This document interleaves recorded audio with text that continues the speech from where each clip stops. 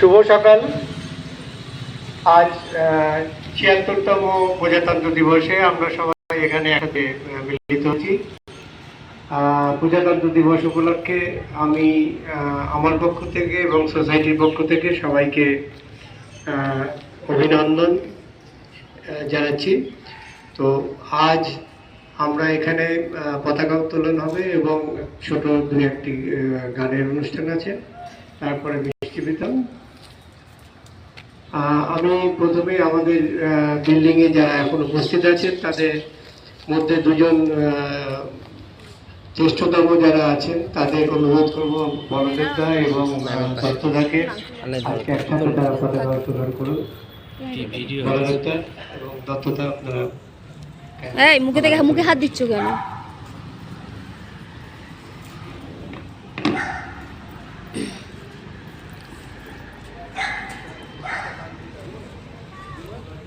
না আমি যাবো না, আমি তুই দেখো।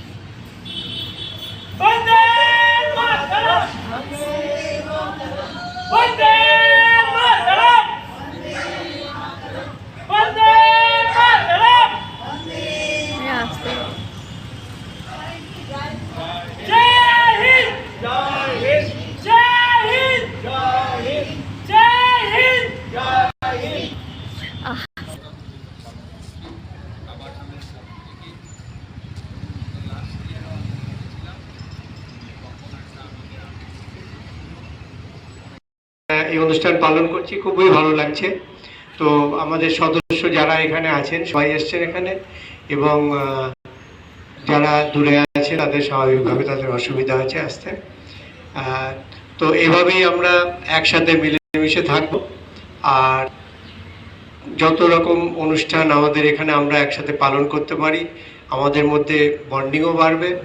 তো আমি সবাইকে অনুরোধ করছি এইরকম অনুষ্ঠানগুলোতে আমরা যেন মিলেমিশে হাসি খুশির মধ্যে একসাথে এগিয়ে যেতে পারি। ধন্যবাদ।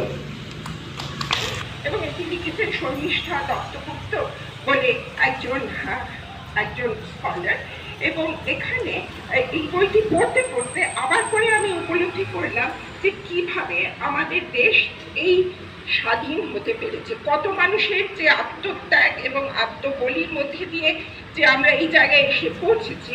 সেখানে একটাই কথা, whole street on my stomach. Actually যেটা হয়েছিল যে কনোরিওয়ালা গলি বলে একটা গলি ছিল, যেখানে একজন ইংরেজি ভদ্রমহিলা মিসেস শেরউডকে হিউমিলিয়েট করা হয়েছিল। তারই পরিপ্রেক্ষিতে এই ট্রলিং অর্ডারটা দেওয়া হয়েছিল। তো সেই একজন ভদ্রলোক তিনি লিখছেন যে I was made to crawl the whole street on my stomach. The position would be better described if I said that I had to lie with my belly on the ground and to move on my shoulders with the arms bent like a grasshopper's. The street is very long, and hence it was very difficult and painful to crawl like that. All the old and young had to go through the same ordeal. If anybody raised his buttock in crawling, he was kicked by the Goras who patrolled the street. The street was patrolled by about 18 Goras who came at 6 in the morning and left it at 8 in the evening for many days. মানে এই ধরনের অভিজ্ঞতা, humiliation এবং অভিজ্ঞতার মধ্যে দিয়ে আমাদের স্বাধীনতা সংগ্রামীরা গেছে। অতএব তারা যে স্যাক্রিফাইস করেছেন, আমি বলবো যে আমরা যেন আপ্রাণ চেষ্টা করি তাদেরকে মর্যাদা দিতে, তাহলেই তাদের এই স্যাক্রিফাইস সার্থক হবে। এটা বলেই আমি শেষ করছি।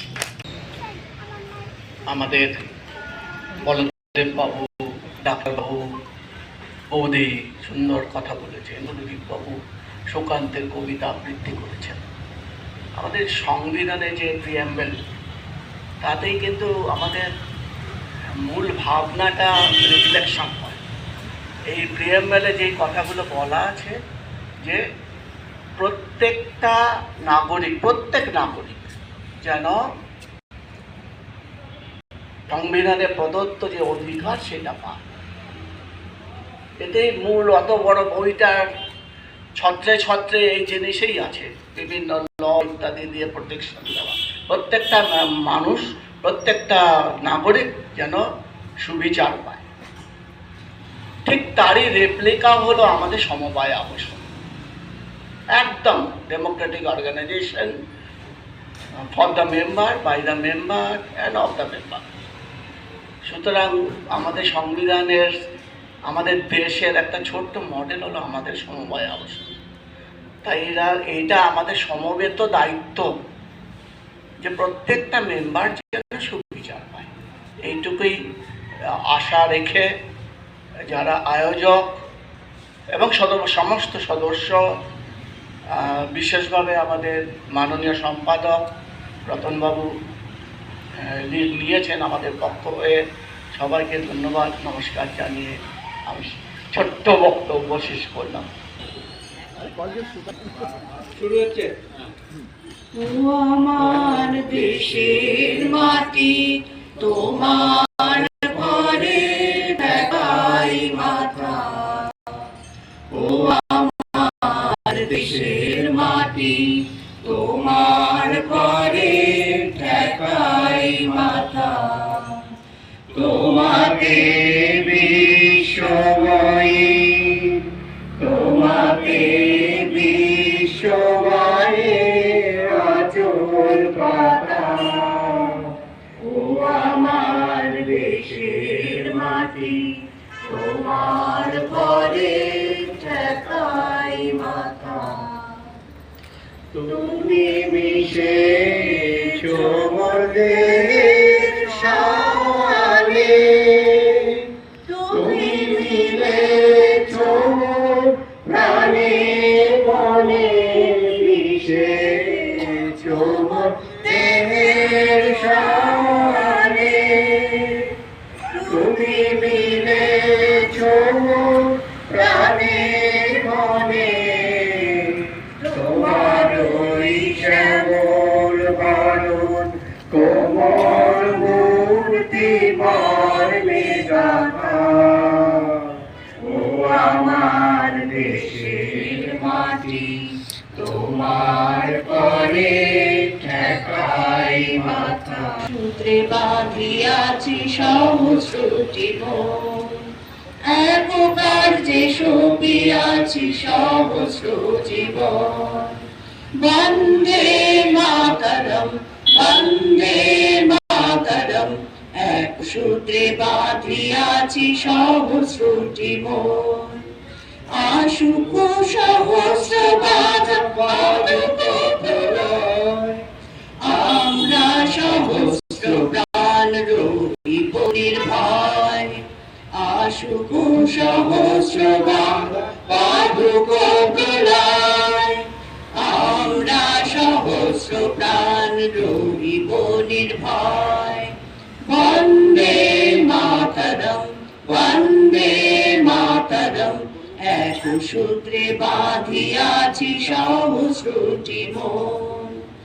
আমরা ডরাইব না ঝটিকা ঝঞ্ঝায়, অযুত তরঙ্গ পক্ষে সহিব হেলায়।